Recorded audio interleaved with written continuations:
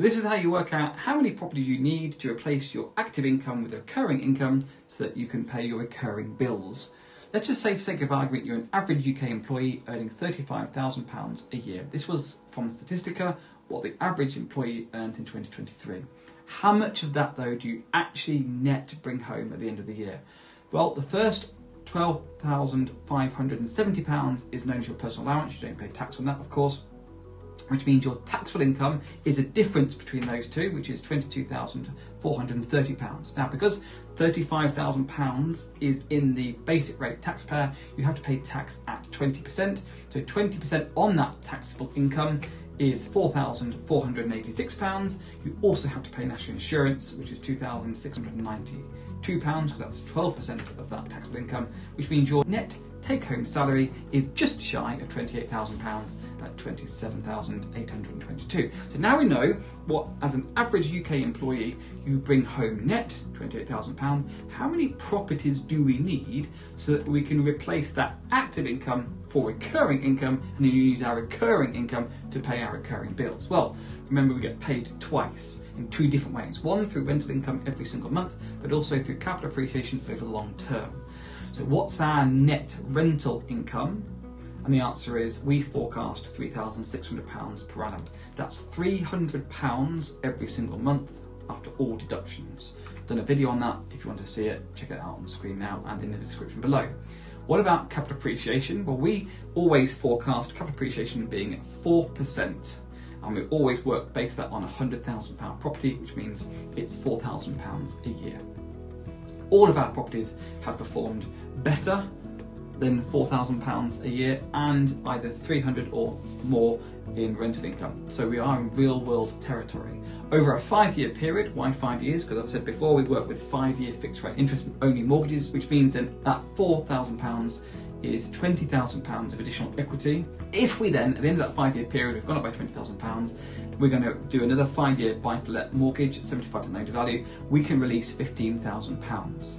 Now, £15,000 over 5 years means, on average, that is £3,000 a year, and we're going to add that to the £3,600 from rent, giving us a total net income per property of £6,600. So how many of those properties do we need to replace that almost £28,000 net income from our active job? And the answer is we need 4.2 houses. Let's just say though, now for sake of argument, we're actually going to say we need 5 houses. 4 won't be enough. We need 5. How many years? Well, that's entirely up to you. We've always bought either 2 or 3 houses a year. You can do what you like. We're just going to say we need 5 houses and we're going to buy 1 a year. What does that investing timeline look like? Let's put it onto a chart. Now this chart is based upon, we've got a year, purchase and the rent. We've also got the refinances that are due and the amount of capital appreciation that's released, the equity that was released, and we've got a total running income at the bottom. So year 1, we buy our first property. We only have rental income that we can spend, so I've just put 3,600. Year 2, we add our second property. We've now got a total rental income of 7,200. By year 5, you can see how it increases. We're adding these columns up.